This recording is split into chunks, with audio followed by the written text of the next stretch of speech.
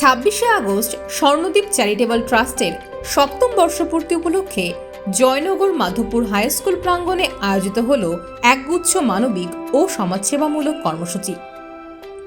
সকাল থেকে সন্ধ্যা পর্যন্ত স্বর্ণদ্বীপ পরিবারের সদস্যদের উদ্যোগে পালিত হয় এই বিশেষ দিনটি। পতাকা উত্তোলনের মধ্য দিয়ে অনুষ্ঠানের শুভ সূচনা, এরপর প্রদীপ প্রজ্বলন, মাদার টেরেজার জন্মদিন উপলক্ষে শ্রদ্ধা জ্ঞাপন ও মাল্যদান এবং অতিথি বরণের মাধ্যমে এগিয়ে চলে অনুষ্ঠান। এদিন আয়োজিত হয় বিনামূল্যে স্বাস্থ্য ও চক্ষু পরীক্ষা শিবির, পাশাপাশি বিনামূল্যে চশমা ও ওষুধ প্রদান, ফিজিওথেরাপি পরিষেবা এবং ডায়েট ও নিউট্রিশন কন্ট্রোল কাউন্সেলিংয়ের ব্যবস্থাও করা হয়। মা ও বোনেদের হাতে তুলে দেওয়া হয় স্যানিটারি ন্যাপকিন।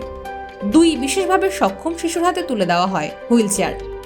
সুন্দরবনের জঙ্গলে মাছ ও কাঁকড়া ধরতে গিয়ে বাঘের আক্রমণে প্রাণ হারানো পরিবারের পাশে দাঁড়িয়ে ব্যাঘ্র বিধবা মায়েদের জন্য প্রদান করা হয় ভাতা ও রেশন সামগ্রী। এমনই এক অসহায় মায়ের পাশে দাঁড়ায় স্বর্ণদ্বীপ পরিবার, যার সদ্যজাত সন্তানকে রেখে বাবা বাঘের সঙ্গে লড়াই করে প্রাণ হারিয়েছেন। সেই পরিবারের চোখের জল মোছাতে মানবিক সহায়তার হাত বাড়িয়ে দেন ট্রাস্টের সদস্যরা। অসহায় মায়েদের জন্য নতুন বস্ত্র, ছাত্রছাত্রীদের পড়াশোনার সামগ্রী এবং পুষ্টিকর খাবারও বিতরণ করা হয়। এর পাশাপাশি পরিবেশ রক্ষার বার্তা দিতে আয়োজন করা হয় বৃক্ষরোপণ কর্মসূচির। আর সবশেষে কেক কেটে পালন করা হয় স্বর্ণদ্বীপ চ্যারিটেবল ট্রাস্টের সপ্তম বর্ষপূর্তি। এই পরিষেবা পেয়ে স্বাভাবিকভাবেই খুশি এলাকার মানুষ। স্বর্ণদ্বীপ পরিবারের এই মানবিক উদ্যোগকে কুর্নিশ জানিয়ে আগামী দিনেও এমন সমাজসেবামূলক কর্মসূচি নিয়ে পাশে থাকার আবেদন জানান তারা।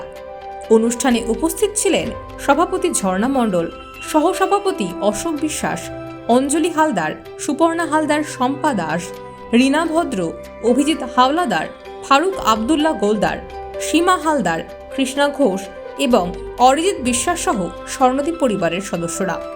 সমাজের মানুষের পাশে থাকার এই অঙ্গীকার আগামী দিনেও আরও শক্তিশালী হোক, এই প্রত্যাশাই স্বর্ণদ্বীপ চ্যারিটেবল ট্রাস্টের সপ্তম বর্ষপূর্তিতে।